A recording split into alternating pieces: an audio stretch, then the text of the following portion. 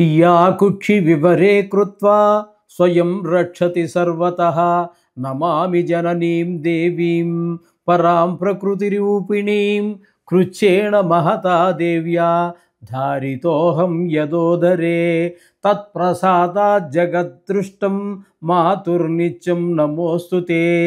पृथिव्या यानि तीर्थानि सागरादीनि सर्वतः वसन्ति यत्र తానౌమి మాతరం భూతి హేతవే। మాతృదేవో భవ, పితృదేవో భవ. ఇప్పుడు మనము నవంబర్ నెల 2025 సంవత్సరం గోచార ఫలితాలు ద్వాదశ రాశుల వారికి ఎలా ఉన్నాయో తెలుసుకునే ప్రయత్నం చేద్దాము. అందులో ప్రథమంగా మేషరాశి వారికి ఏ విధంగా జరగబోతుంది, ఈ నెలంతా గోచార ఫలితాలు ఏ విధమైన ఫలితాలు ఇస్తాయి అనేటటువంటి తెలుసుకునే ప్రయత్నం చేద్దాము. ఇది కేవలము గోచార ఫలితాలే. దీనిలో ఎక్కువ గ్రహాలు అనుకూలంగా ఉన్నాయని మీరు సంబరపడవలసిన పని లేదు.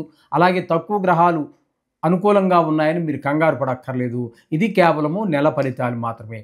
ఇది ఎంత చేసినా దీని ప్రభావం 10% మాత్రమే. వ్యక్తిగత జాతకం అనేటటువంటిది 100కి 80% నిష్ణాతులైన వాళ్ళు చెబితే, అంతేగాని ఇందులో ఇప్పుడు మనం చెప్పుకునేది కూడా సశాస్త్రీయంగా చెప్పుకుంటున్నాము.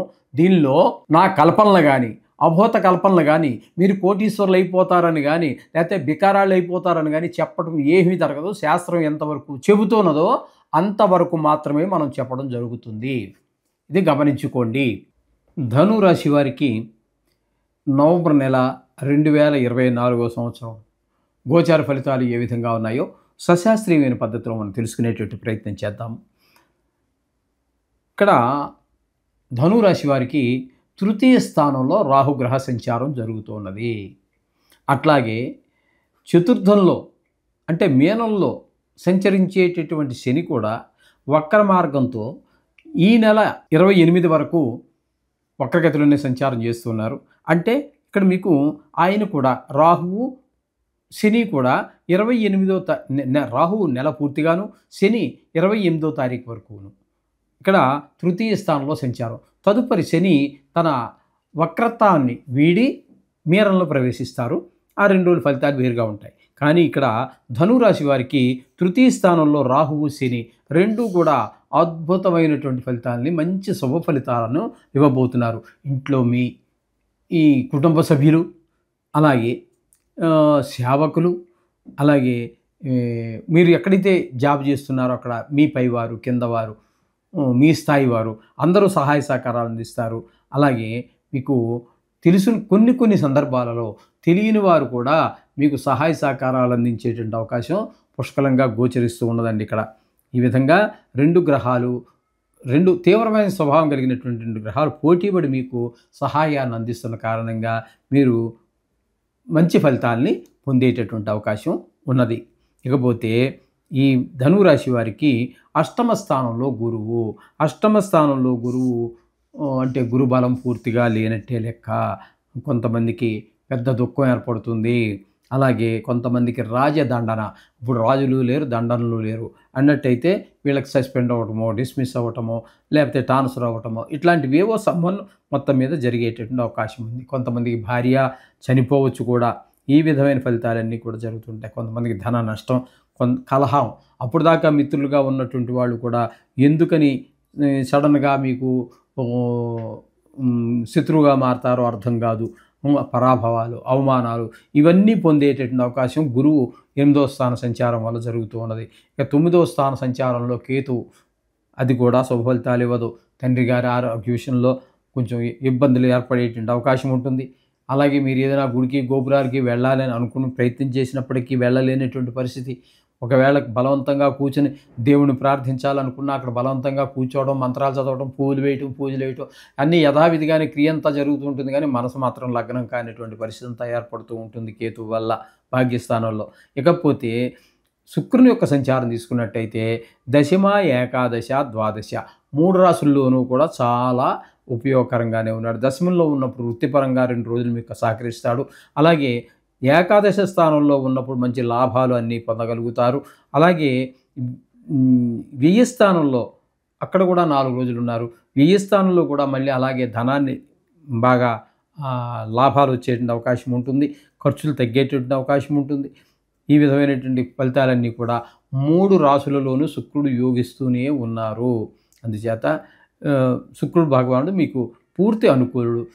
టీవీ రంగంలో ఉన్నటువంటి వారికి, సినీ రంగంలో ఉన్న వారికి, షేర్ మార్కెట్లో ఉన్నటువంటి వారికి కూడా చాలా చక్కటి ఫలితాలన్నీ ఏర్పడుతూ ఉన్నాయి. ఇక రవిని గురించి తీసుకున్నట్టయితే రవి ఏకాదశిలో ఒక 16 రోజులు అద్భుతమైనటువంటి ఫలితాలని, లాభమే లాభాలు, ధనాలు, మంచి ప్రశంసలు అందుకోగలుగుతారు. వ్యవహార నైపుణ్యం ఉంటుంది. ఈ విధంగా రవి ఏకాదశ స్థానంలో అంటే తులలో సంచరించేటటువంటి 16 రోజుల్లో మంచి ఫలితాలు, వ్యయంలో ఉన్నటువంటి 14 రోజుల్లో కొంచెం ఆరోగ్యం కొంచెం దెబ్బతినటము, అలాగే ధన వ్యయము, చాలామందికి కారాగార శిక్షలు అంటే తప్పుడు ప్రవర్తనలో ఉన్నటువంటి వారు ఎవరైతే ఉంటారో ధనురాశిలో వాళ్ళకి అట్లాంటి వాళ్ళకి కొంతమందికి కలతర నష్టం కూడా జరిగే అవకాశం లేకపోలేదు. ఈ విధమైన ఫలితాలన్నీ రవి వల్ల. అలాగే కుజుడు కూడా ఇతని వల్ల కూడా కలతర నష్టము, కారాగారం, శత్రుభయం, మనోవిచారం ఇవన్నీ కూడా. అలాగే బుధుడి వల్ల కూడా ఇంచుమించుగా 24 రోజులు వ్యయంలోనే ఉన్నారు. 6 రోజులు 11వ స్థానంలో 6 రోజులు అనుకూలమైన ఫలితాలు ఇచ్చినప్పటికీ వ్యయ స్థానంలో మాత్రం బుధుడు మీకు సేమ్ కుజుడు, రవి ఏ విధమైనటువంటి ఫలితాలు ఇస్తున్నారో అదే విధమైనటువంటి ఫలితాలు అంటే శత్రుభయం, మనోవిచారం, కొంతమందికి భార్యా నష్టం, ఇట్లాంటివన్నీ కారాగార శిక్షలు, ధన నష్టం, ఇట్లాంటివన్నీ కూడా మనకి బుధుడి వల్ల కూడా అంటే రవి, బుధ, కుజ ముగ్గురు అనుకూలమైన ఫలితములను ఇవ్వట్లేదు. రవి మాత్రం 11వ స్థానంలో ఉన్నప్పుడు 6 రోజుల పాటు బుధుడు, ఇంకా శుక్రుడు అయితే 24 రోజులు, శుక్రుడు పూర్తిగా నెలంతా కూడా 3 రాశుల్లో సంచారం కూడా అనుకూలమైన ఫలితాలు ఇస్తారు. మొత్తంగా మనం చెప్పుకోవాలి అన్నట్టయితే ఇక్కడ శని, రాహు 2 గ్రహాలు, శుక్రుడు 3 గ్రహాలు, రవి పాక్షికంగాను మనకి బుధుడు ఒక 6 రోజులు అనుకూలమైన ఫలితాలు ఇస్తూ ఉన్నారు. ఈ విధమైనటువంటి గ్రహచారం అంతా కూడా ధనురాశి వారికి గోచరిస్తోంది. కాబట్టి తప్పకుండా కొన్ని గ్రహాల ప్రతికూలత ఉంటుంది. సాక్షాత్తు భగవంతుడే మానవ రూపంగా పుడితే కూడా ఖచ్చితంగా ఆయన కూడా కొన్ని కష్టాలు ఎదుర్కోవలసే ఉంటుంది. కాబట్టి మీరు వీటి యొక్క దుష్ప్రభావాల నుంచి బయటపడాలి అన్నట్టయితే ప్రతి నిత్యము ఆ నవగ్రహాల యొక్క జపమో, మంత్రమో, గాయత్రో, శ్లోకము, బీజాక్షరాలు ఏదో ఒకటి చాలా చాలా చాలా చెప్పారు పెద్దవాళ్ళందరూ. వాటిలో ఏదో ఒకటి ఆచరించండి. ఇంకా మీకు వీలైతే దగ్గరలో గుడి ఉన్నట్టయితే నవగ్రహ ప్రదర్శన కూడా చేస్తూ ఉండండి. మీకు అందులోకి వచ్చే కార్తీక మాసం చాలా ఎక్కువ ఉంటుంది కాబట్టి ఇందులో కూడా మీరు తప్పకుండా ఈశ్వరాభిషేకం కూడా చేసుకున్నట్టయితే ఇటు ఈ నవగ్రహ దోషాలతో పాటుగా జాతక రీత్యా సంభవించినటువంటి అశుభ ఫలితాలు, గోచార రీత్యా సంభవించేటటువంటి అశుభ ఫలితాలు నాశనం అవడంతో పాటుగా మోక్షానికి కూడా మంచి మార్గము ఏర్పడుతుంది. ఇది గమనించగలరు. శుభం భూయాత్.